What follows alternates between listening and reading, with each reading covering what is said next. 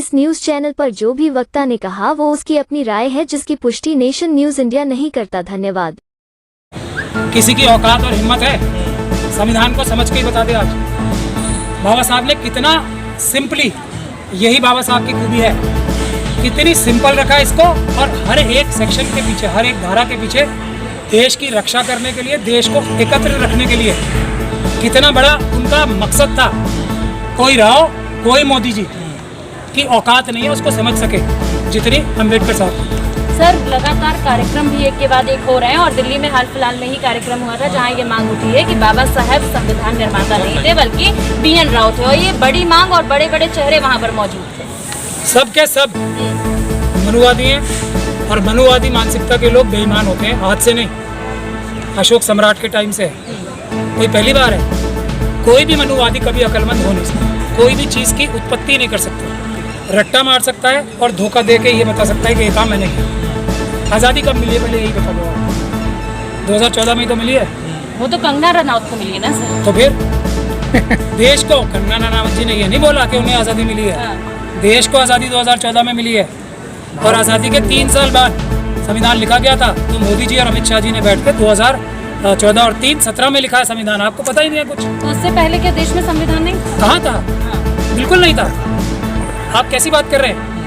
देश में संविधान नहीं, देश में कुछ भी नहीं था। आपका कोई योगदान नहीं। बाबा साहब ने तो कहा आंशिक रूप से उनका योगदान है। देखिए बाबा साहब ने खुद बोला लास्ट वाली अपनी स्पीच में। मैं क्या कह रहा हूँ, योगदान बहुत लोगों का होता है। संविधान की रचना करना एक अलग चीज़ होती है। किसी आदमी ने इंक ला के दी बाबा साहब को कि जी लिख लो, किसी ने टाइपराइटर की वो चेंज करा, किसी ने जब लाइट चली गई होगी कभी या पंखा लेके झला, किसी ने ये जाके बोला कि बाबा साहब मैं यहाँ बैठा हूँ बाहर, आप रात भर के काम करते हो, अगर आपको प्यास लगेगी तो मैं थोड़ा पानी ला के दे दूंगा। तो बाबा साहब जैसा महान व्यक्ति, किसी का इतना सा भी कंट्रीब्यूशन होगा तो उसको लिख दिया तो क्या हो गया? संविधान की संरचना करना, एक वोट का अधिकार देना, सबको बराबर का अधिकार देना, इतने बड़े भूतों को अपने मुट्ठी भर साथियों के साथ रहकर जीत के ये सब चीज़ें मनवाना, महिलाओं को बराबर अधिकार देना, ये है बाबा साहब का संविधान। और बताऊं, ये बताओ आप, कागज़ ला के दे दिया जी, टाइपराइटर में कागज़ कम पड़ रहे हैं, या मैं सुंदर सुंदर हैंडराइटिंग से लिख दूंगा जो आपने कहा, वो संविधान की रचना होती है। ये सब हमें गुस्सा दिलाने की बातें हैं। पर ऑफिशियली सलाहकार तो थे ना वो संविधान सलाहकार। बाबा साहब को सलाह लेने की किसी से आवश्यकता पड़ रही थी? ये सब बेवकूफ़ी की बातें हैं ना।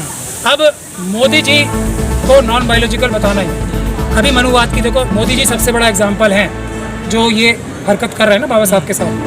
मोदी जी को कुछ नहीं आता, किसी टॉपिक के बारे में कुछ भी नहीं आता, सिर्फ पैसे जो अपने मित्रों को चुरवाने और मेकअप वेकअप भी दूसरे लोगों से करा के कैमरा के एंगल में लगवा के फोटो खिंचवाना, इसके अलावा ना कुछ नहीं आता। सर ग्वालियर से वो लोग आके आपके यहीं दिल्ली में बोल के गए बाबा साहब को, अब सब बोले उन लोगों ने। मैं बता रहा हूँ ना, सुन लीजिए, एग्जाम्पल देके बता रहा हूँ। लेकिन अब मोदी जी को फाइटर पायलट भी बताना है, मोदी जी को स्क्यूबा डाइवर भी बताना है, मोदी जी को चंद्रयान भी उड़वाते हुए दिखाना है, मोदी जी को हमारे डिफेंस के जो अध्यक्ष हैं उनको ऐसे ऐसे करके सिखाना भी है, झाड़ू मारते हुए भी दिखाएं। मोदी जी को झाड़ू मारते, सब काम मोदी जी सिखाएंगे सबको, और आता कुछ भी नहीं है। यही BN राव और अम्बेडकर साहब। BN राव के बारे में क्या आप विचार हैं? मोदी जी है जो वही BN राव, कुछ नहीं किया उन्होंने, कुछ नहीं किया। वो तो नौकरी करते थे, ISS थे। फिर वही बात, आप बात नहीं समझ पा रहे हैं। अब ये मेरे चाबी लगाने के लिए बोले जा रहे हैं बार बार, लेकिन बात यही है, संविधान की संरचना करना, उसमें बराबर के अधिकार दिलाना। और बताऊं कि देश में जो सेंट्रल सर्विस बनाई है ना, एक जो ऑल इंडिया सर्विस है, वो किस लिए बनाई है? राज्यों को फेडरल सिस्टम जो दिया है, वो एक जो इंडियन जो एडमिनिस्ट्रेटिव सर्विस है ना, उसका एक बहुत डेलिकेट बैलेंस है। कुछ लोग central administrative service, Indian administrative service में रहते हैं, उनका ट्रांसफ़र अलग अलग जगह भी होता है, कैडर्स होते हैं ना अलग अलग। तो ये एक ऐसी संरचना है जिसको RSS और BJP के लोग भी मिल के पूरी ताकत मिला के भी तोड़ नहीं पा रहे हैं। भारत की एकता और अखंडता जो है ना, सिर्फ बाबा साहब के संविधान में जो पॉइंट्स जिस तरीके से लिखे हुए हैं, देश कैसे चलेगा, उसकी वजह से बचे हुए हैं। ये सोच BN राव साहब के पास। और अब बैलेट पेपर से चुनाव करा पाएंगे क्या?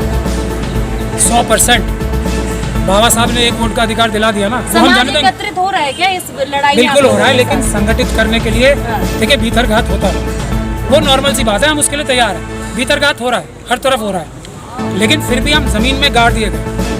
जयराम रमेश जी की पिटीशन का सबसे बड़ा धक्का था ये, सारे जितने लोग कह रहे हैं ना छोड़ के चले गए, चले गए, फिर भी हम ज़मीन फाड़ के बाहर आए ना दोबारा। अब जो पहले दिन हम थे उससे डबल लोग आज हैं, और अब मैंने चुना भी ऐसा दिन था जब सबकी हालत ऐसी है। अब ये लोग टूट जाएंगे क्या?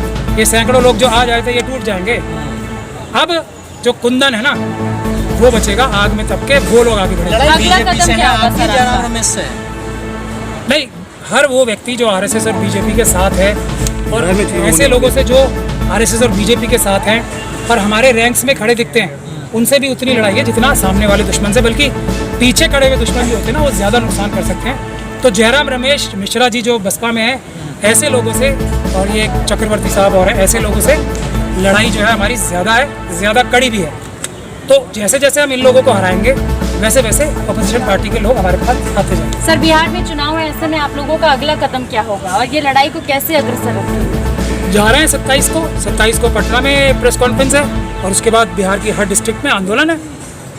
अब तेजस्वी यादव साहब को सबसे आसान तरीका है चीफ मिनिस्टर बनने का, बनना चाहते हैं तो आए, अगर मेहनती रास्ता करना है तो करते रहे। केजरीवाल साहब ने भी ट्राई किया है, उधर महाराष्ट्र में भी ट्राई किया है, और हुड्डा जी ने भी ट्राई कर लिया। क्या आप लोगों का ये जो धरना है इसका मंच जो है वो विपक्ष के नेताओं के लिए भी एकत्रित होने के लिए खुला हुआ है? हर वो व्यक्ति जो बाबा साहब डॉक्टर भीमराव अंबेडकर की संविधान की रक्षा करना चाहता है वो आए, हमें लीड करे, हम लोग फौरन पीछे हो जाएंगे।